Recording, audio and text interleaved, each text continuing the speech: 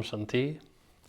Today we are going to be exploring Pada Bandha, Pada being foot and Bandha being lock. So how we engage from the foot and through the leg to the core. So when we are talking about Pada Bandha, we're talking about 3 points on the feet that create these 3 arches. So the heel to the big toe mound creates 1 arch, then the heel to the small toe mound creates our 2nd arch, and then heel to, or toe mound to small toe mound creates the 3rd arch. So those 3 points create a really firm foundation to be able to engage this really any kind of standing posture. We can find this in split stance postures, and then obviously working towards balancing postures as well. Learning how to engage these different points is really important to building that balance all the way up the leg. So foot engagement, this Pada Bandha, activates all the way up into the center of the body. So if we think about the structures of the legs, we have all of these muscles through the calves, the thighs, the hips, and then we have our psoas muscle, which extends from the femur up to about T12 or L1. And we can think of that entire line as the structure of the leg. So we're going to get engagement all the way to that point to create any balance, standing, split stance, or one-legged balancing postures. So this is obviously important so that our feet do not slip too easily on the mat, that we can firmly ground ourselves, but also helps create more structural integrity so that we are building core strength all the way from the base of the foot, and helps us stay really static in postures as we're building them, moving between them more easily, because our legs become really dynamic instruments to bring us from posture to posture, particularly as we're working with standing postures and sun salutations and bigger flows that come from sun salutations. So we'll start by warming up the legs. So in a seated position, legs out in front, I just want you to feel the tailbone sinking into the mat and the legs straight out. Just take a few breaths here, allowing the body to center and calm a bit. And then we'll start with some gentle ankle movements. So pressing the heels away, pulling the toes towards you, and then pointing the toes and back and forth between those movements. So as you're doing this together, you're going to feel the tops of the shins activate, the calves activate a bit. You can isolate one at a time, noticing the difference between the 2 ankles and even into the shin and calf.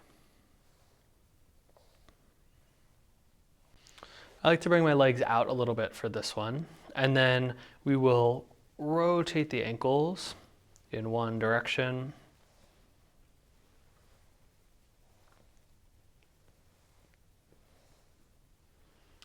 and then the other direction.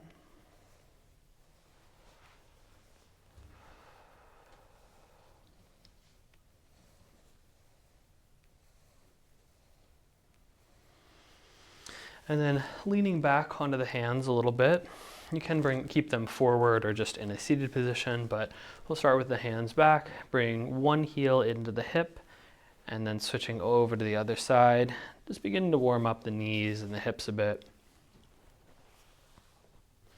Back and forth.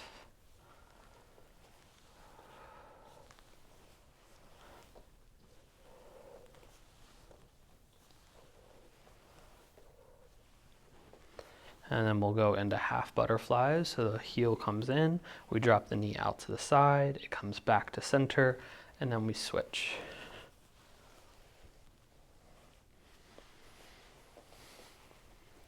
Warming up the hip through some external and internal rotation a bit.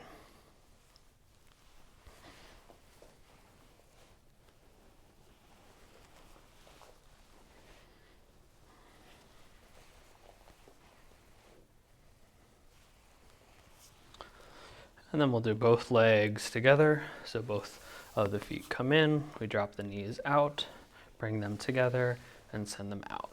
Back and forth here.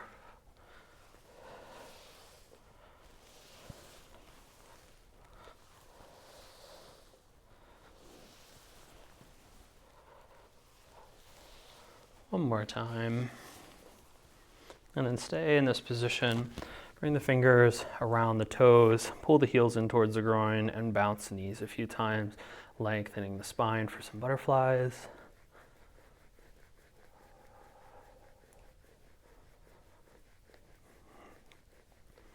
And then release. We'll do one final ankle movement. So bringing the ankle on top of the knee. I'm starting with my right foot. I like to bring the fingers in between my toes. You do not have to do this, but it can be a nice way to stretch out the toe base. Other right hand will be grabbing a hold of the right ankle, and then I'm rotating the ankle a few times. A little bit more force this time. And then we'll go the other direction.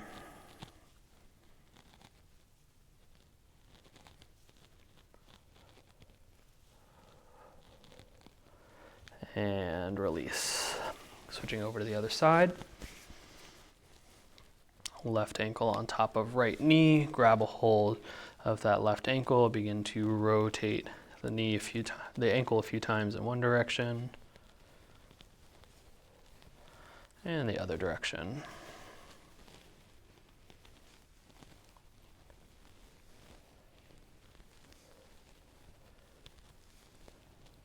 And release. And then from here, I want to make our way into a combat squat. So combat squat, I'm starting with my right foot flat, and then I'm sitting on my left ankle. If this position is not comfortable for you, grabbing a block and sitting on that can be a nice way to modify this. You can also just come into a kneeling position or even standing, but we will be getting into that kneeling position later. So try to make your way slowly into that combat squat over time.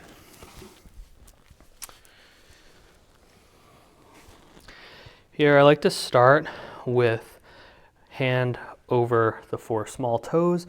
We're going to try to lift that big toe as much as possible and place it back down. Eventually you can do this without the hands. When you start this, it can be a little bit more challenging to really just isolate, trying to build some strength through the foot. Just observe how this movement travels up the shin a bit here. 2 more times. And then we'll switch over. So hand on the big toe, we're lifting the 4 and back down. Usually this one's a little bit easier to find. You might be able to do that without the hands pretty early on. Lifting those toes and pushing them back down.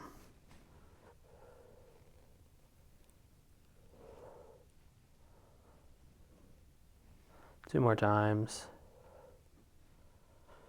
And relax. So next one, we're going to lift all the toes, spread the toes nice and wide, press them down, and then relax. So lift, splay, press, relax.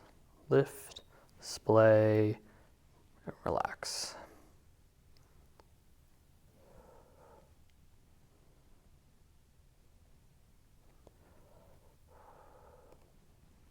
Observe how you can feel the arches starting to activate, big and small, toe mound to the heel, and then up the leg.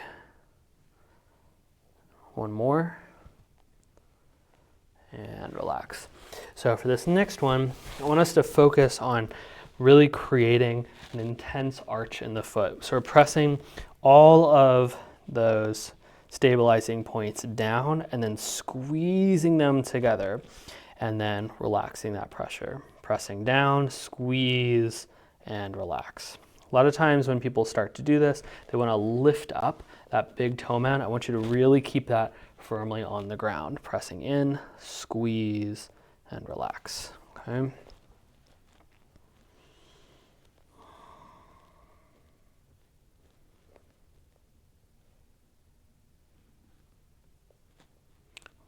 Two more times. And relax. Make your way over to the other side. Starting with the big toe lifts, lift that big toe and place it down.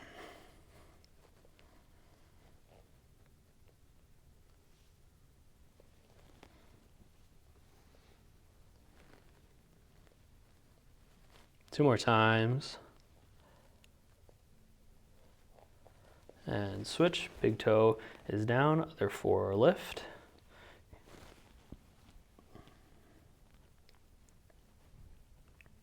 Part of the reason I like to come into the combat squat for this one is that sometimes it can be really difficult to get the foot to do what you want it to. And I like to think that having the brain closer to the foot in space actually makes this a little bit easier. I'll do two more times, the toe lifts, and relax. Then it's our splay, lifting all five, spread them out as much as you can, press down and relax. So getting any kind of like crazy splay or activation is going to be pretty different foot to foot. I've had a lot of issues over the years through my left leg, which has made this foot a lot harder for me to activate in the way that I want to.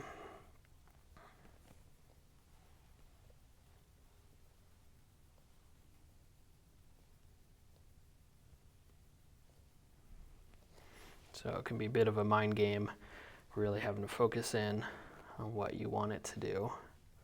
One more time, lift, splay, press, and relax. Now we're activating that arch, pressing big, small, and heel in, squeezing them together, and relaxing. Press and squeeze, and release.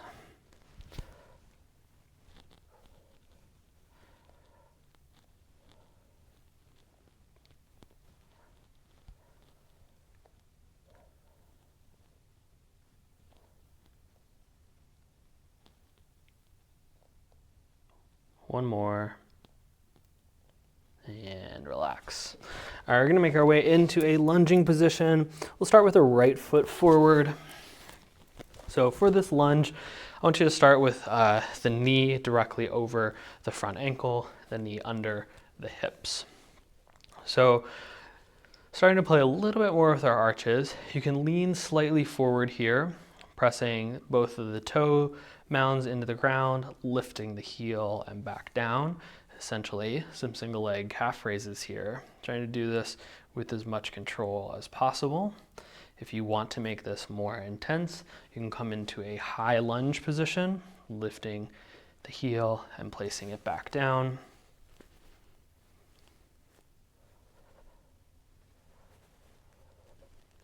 Two more. And relax. Everybody with the knee on the ground, hands on the hips, finding some pelvic tilt. So a lot of our balance is going to come from what's happening in the hips, as they are basically the start of that pendulum of the leg. So hands on the hips, I want you to press the butt back as much as possible, and then pull the pelvis up towards the chin, back and forth as we rotate the pelvic girdle backwards and pull it forward. It's usually easier as you pull the pelvis up to get that activation in the back quad. If you're really intense with these, as you press the butt back, you might feel that front hamstring getting a little bit of a stretch.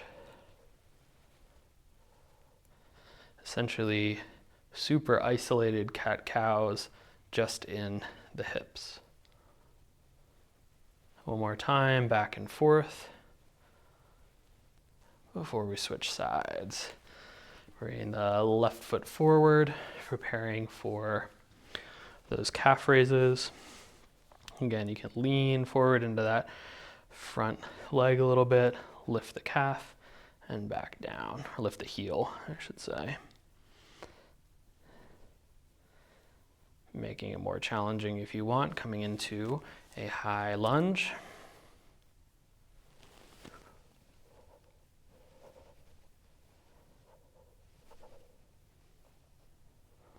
Two more. And back down for some pelvic tilts. Hands on hips. Back and forth. Trying to activate hamstring on the front and quad on the back leg.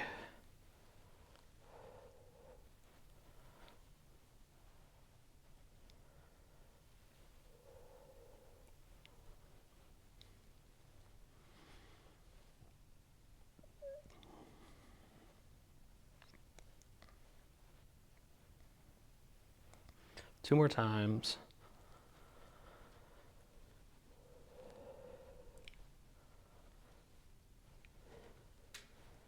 And relax.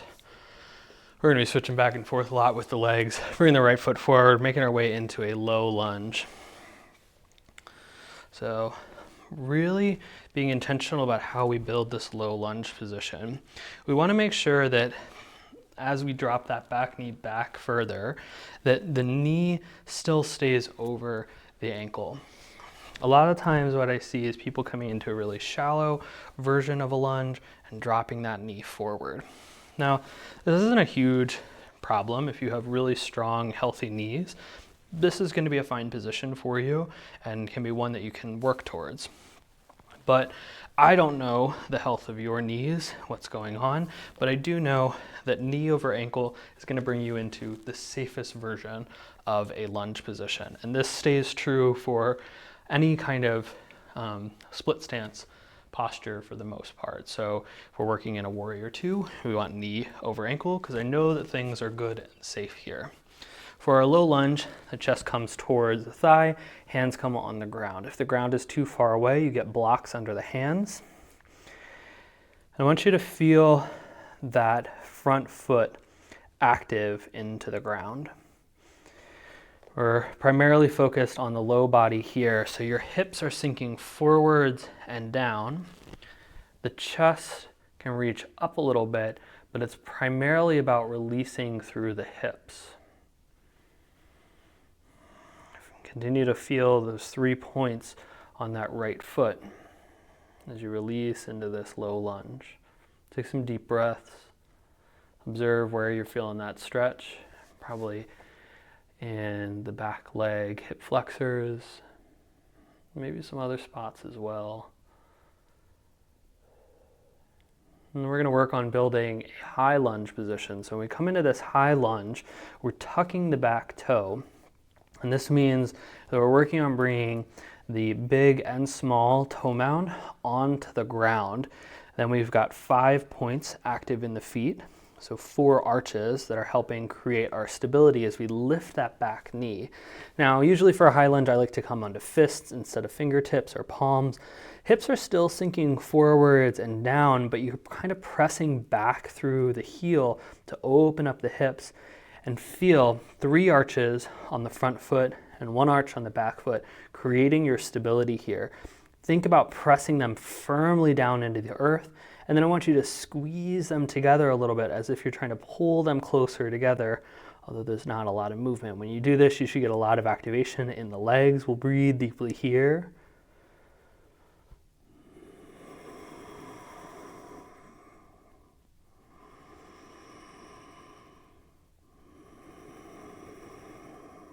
One more breath.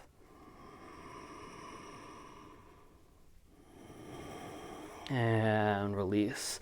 You can release that right leg back, shake it out a little bit if you need to before making your way over to the left side, left foot forward for low lunge here. Again, orient yourself so that knee is over the ankle, fingertips or palms are on the ground or blocks. Let the hips sink forward and down.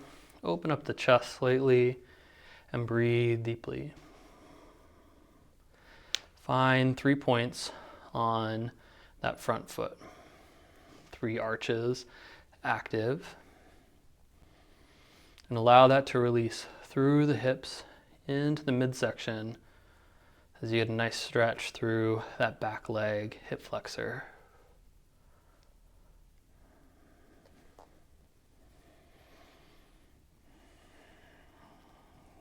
Begin to prepare for your high lunge, tucking the back toe, lifting the knee, feeling that fourth arch active here as you press the feet in. Allow the hips to sink forward and down. Feel that pressure of the feet, those four arches nice and active. Breathe deeply as you squeeze the feet together.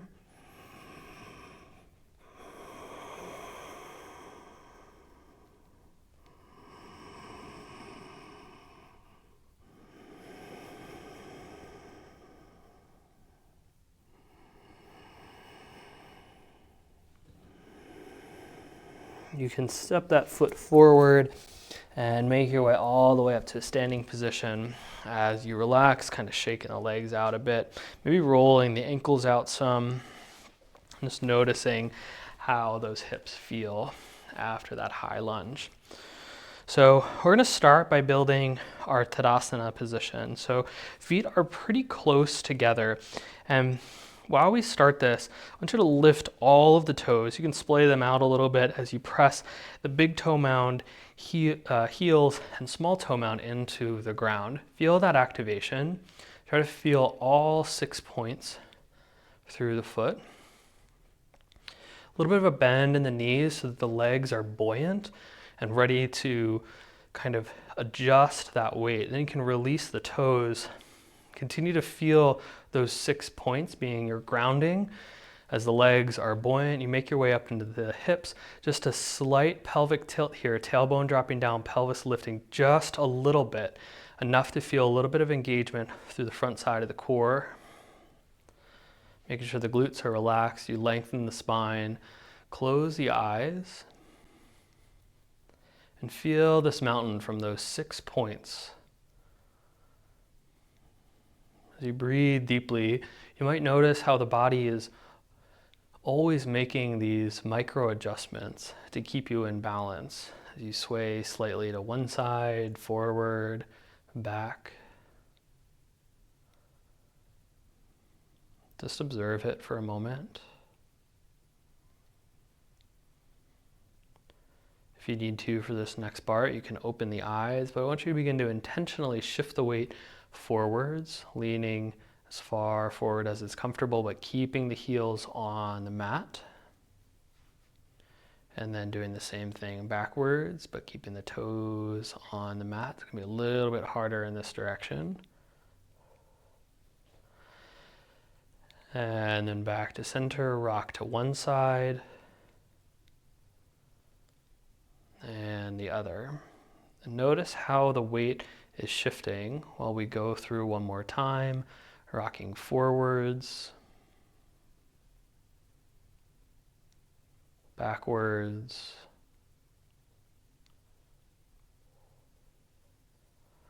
side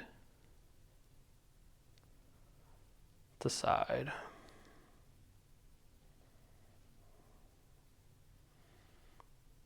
And a little bit of free time with that movement, just kind of playing with those 6 points, feeling how the weight shifts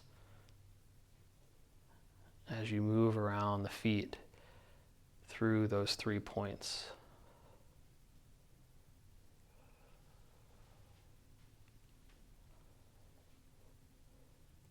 See if you can feel this traveling all the way back to just above the belly button, where that psoas muscle starts.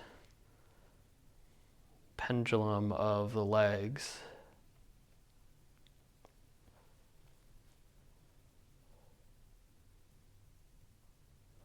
And begin to make your way slowly back to a more still position.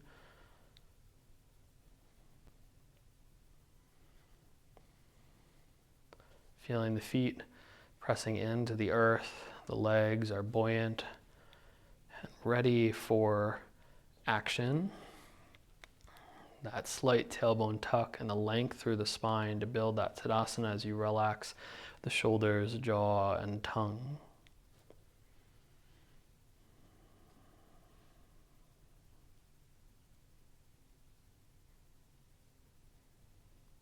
You can flutter the eyes open. We're going to make our way into a shallow split stance. So right foot slightly forward, left foot is back a little bit. Back heel is going to be off the mat. We're pressing firmly through the right leg. It's a bit of playtime for the arches. I like the hands on the hips here just as a stabilizing. And then begin to lift the toes and just rock side to side on the foot. Feeling the weight shift to the outside and then the inside arch. And as you do this, observe how the rest of the leg interacts with that movement all the way down there. Knee is moving through some external and internal rotation, the hip as well. And you should feel this traveling back into the core, as the core are stabilizing muscles to help ground us. You can begin to rock forwards, lifting the heel if you'd like, and then back. You can even release back on to the heel completely. If you do that, I like to drop the back heel, but you don't have to. You can try to keep it off the ground.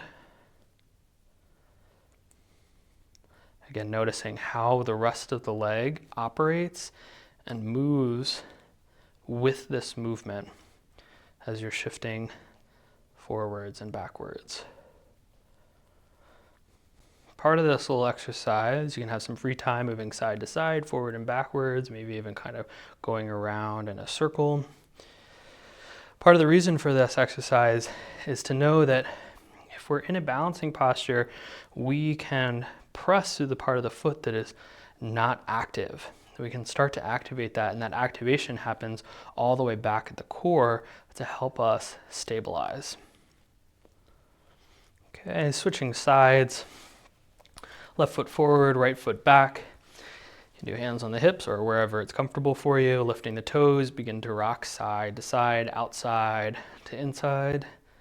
And notice how this leg feels different than the other and how the leg interacts with this shift and where the weight is being put.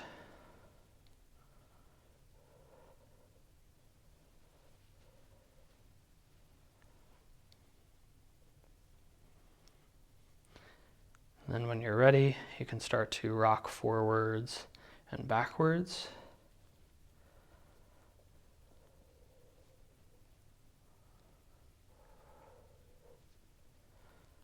How does the body adjust? How does the body feel? Do you notice the core working for you? Usually with these slower movements, it's a bit easier to find that.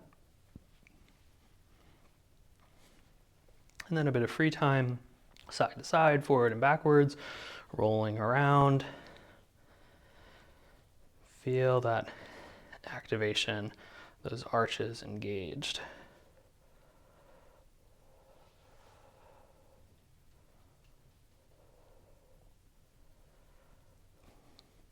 And then relax, shake it out, roll the ankles out a little bit if you need to. And then we're going to work through a few postures. So our first will be a warrior two.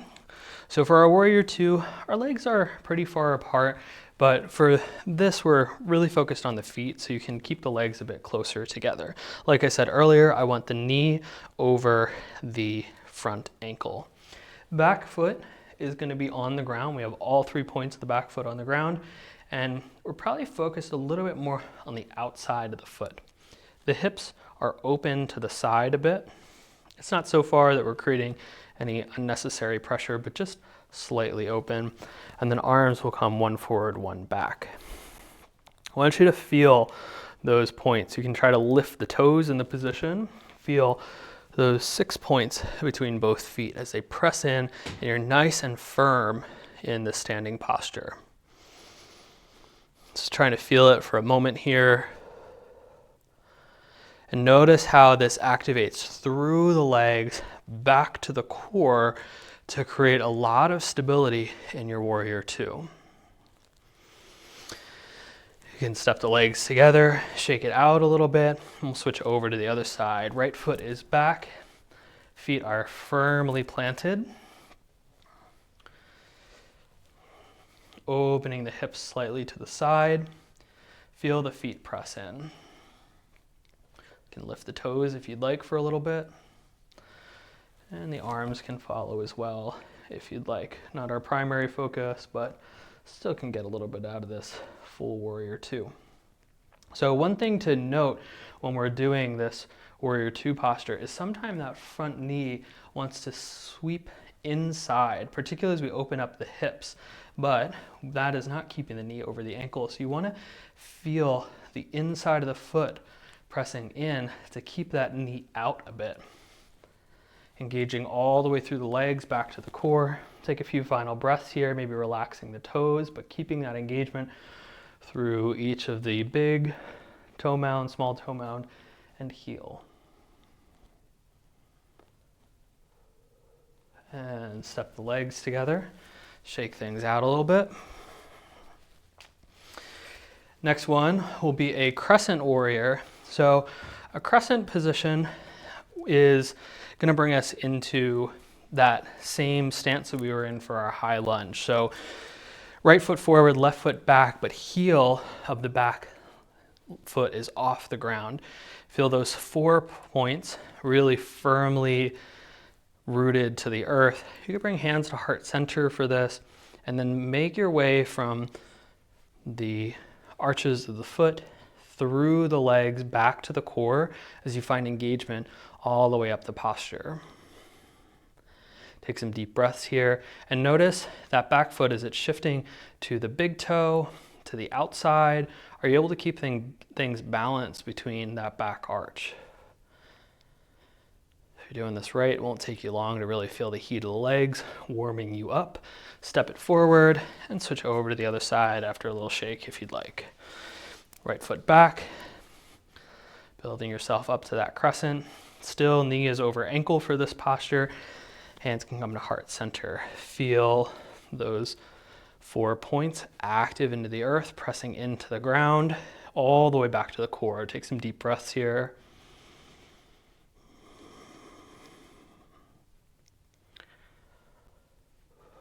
Really feel those legs working for you. And step it out.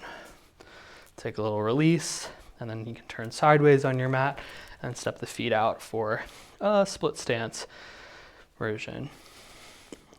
So for this posture, I like the feet to be nice and parallel. So it's right from that Tadasana position, feet are straight out. We're not turning the toes out to the side or turning them in. Right up parallel to each other. Legs are going to be straight in this position. I want you to press those 3 points on both feet, 6 points on both feet into the ground. You can lift the toes a little bit here. Just kind of stand steady for a moment. You can release the toes, and then I want you to focus on the outside arch. Press in through the outside arch, and notice how you feel this engagement back to the hips. Switch it to the inside arch. You can even lift the outside arch off the mat a little bit if you can, and notice how that changes things for the posture. It makes me shake a lot right away. And then you can come back into all 6 points, 6 arches, and feel that engagement all the way back to the hips, kind of balancing out between the two. And relax, step it back together, shake things out a little bit. And then our final thing is going to be working towards that standing balance. So feeling that tree pose just a little bit on each side. So starting first in a Tadasana position. We are not going far in this tree pose today. We are only bringing the heel up against the ankle. So there's no rush to get there. Okay. First feeling both feet firmly pressing into the ground. Slowly begin to shift the weight over to the right foot.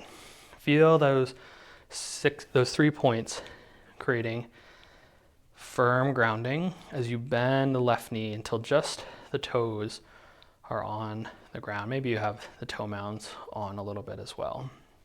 Feel that activation from the right foot all the way up to the core. Then we're going to externally rotate the left leg out to the side, bring the heel onto the ankle.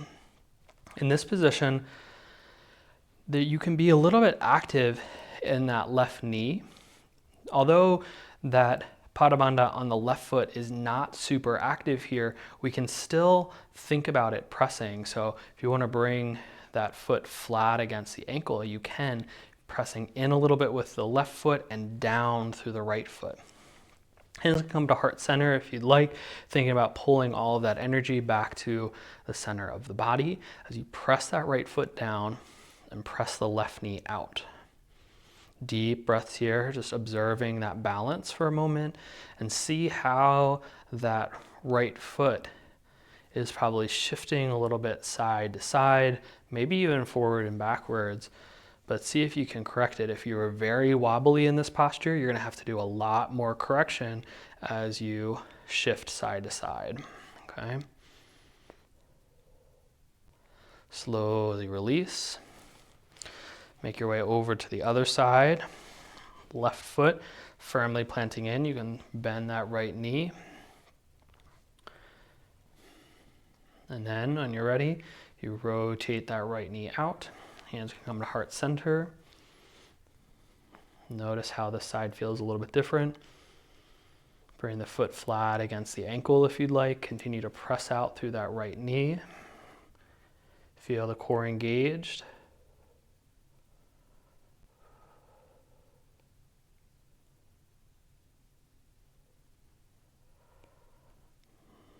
Take your final few breaths here. And release. Shake things out. And we'll finish in our Tadasana position, so feet are close together, closing the eyes. Take a few breaths here. How do the legs feel? How do the muscles through the hips and feet feel? We'll close by chanting. Om.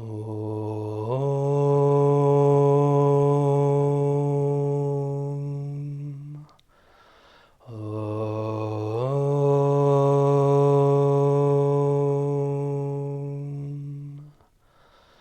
Om.